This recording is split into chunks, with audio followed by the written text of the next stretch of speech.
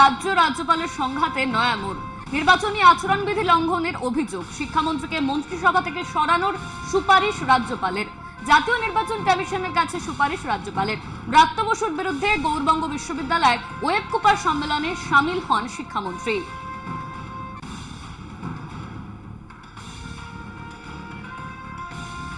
Social মিডিয়ায় বোসকে পাল্টা তোপ বসু। রাষ্ট্রপতির কাছে রাজ্যপালকে অপসারণের সুপারিশের মতোই হাস্যকর। আমি যদি আচরণবিধি লঙ্ঘন করি, সেক্ষেত্রে কোনো রাজনৈতিক দল কমিশনের নজরে আসবে। সাংবিধানিক পদের অপব্যবহার করেছেন উনি, রাজনৈতিক পরিচয় প্রকাশ করে ফেলেছেন। এক্স স্যান্ডেলে রাজ্যপালকে তোপ শিক্ষামন্ত্রী।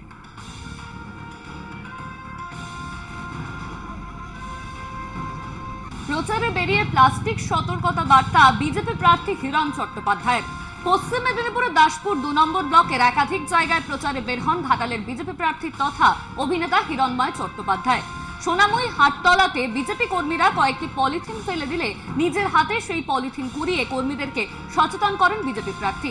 বলেন, এইভাবে পলিথিন ফেলা উচিত নয়।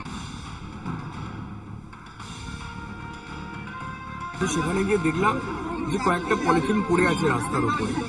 আমি সঙ্গে সঙ্গে পলিথিনগুলো তুলে, মানে এটা কোনো স্ক্রিপ্টেড ছিল না, আমি দেখলাম যে আমার পায়ে অনেকগুলো পলিথিন পেপার জড়িয়ে যাচ্ছে। আমি সঙ্গে তাকিয়ে দেখলাম যে 3-4টে পলিথিন পেপার রাস্তার উপরে পড়ে। এই রাস্তা তো মোদিজি করলেন, কদিন আগে তো এই মোদিজি আপনাদের এই পাঁশকুড়া থেকে ঘাটাল রাস্তাটা বানিয়ে দিলেন। সঙ্গে সঙ্গে পলিথিনগুলো তুলেছি এবং সমস্ত কর্মীকে বলেছি যে রাস্তায় যখনই কিছু দেখবে সঙ্গে সঙ্গে হাতে তুলে ফেলে দেবে। আমরা নিজেরা না পরিষ্কার করলে কে করবে?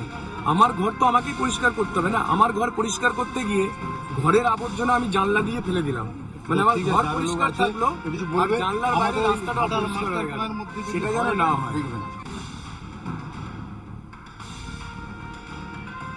বুথের পাহারায় থাকবে কেন্দ্রীয় বাহিনী আর বুথের বাইরে থাকবে বিজেপির বাহিনী। দলের নেতা কর্মীদের এমন বার্তা দিলেন বিজেপি বিধায়ক।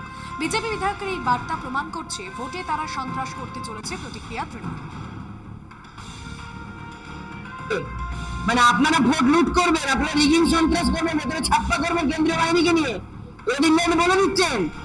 মানে বিজেপির জেলা সভাপতি, বিজেপির এমএলএ বা বিধানসভা, তিনি অ্যাকচুয়ালি ইনডাইরেক্টলি বলে দিলেন যে তার মানে তাদের বিজেপির বাহিনী রাস্তায় মানুষকে সন্ত্রস্ত করবে আর ভেতরে মানুষজনকে বোকা বানিয়ে ওনারা কেন্দ্রীয় বাহিনীকে ক্যাপচার করে নিয়ে বুথ লুট করে ভোট দখল করে ছাপ্পা রিগিং সন্ত্রাস করবেন।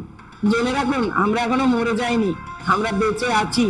যেভাবে আপনি ওরা বিধানসভায় জিতেছিলেন বা আপনার প্রার্থীদেরকে আপনারা জিতিয়েছিলেন, ঠিক আছে, তাহলে আপনার রামসাগরে জেলা পরিষদ জিতলো কি করে?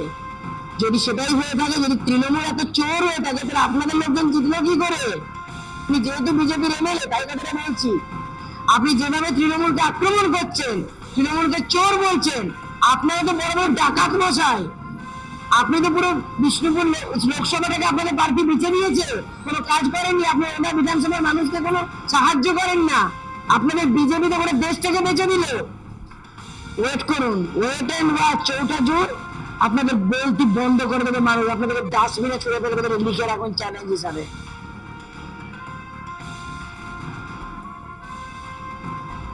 ভারতে অবাধ ও সুষ্ঠু নির্বাচন নিয়ে কার্যত সংশয় প্রকাশ করেছিল রাষ্ট্রসংঘ।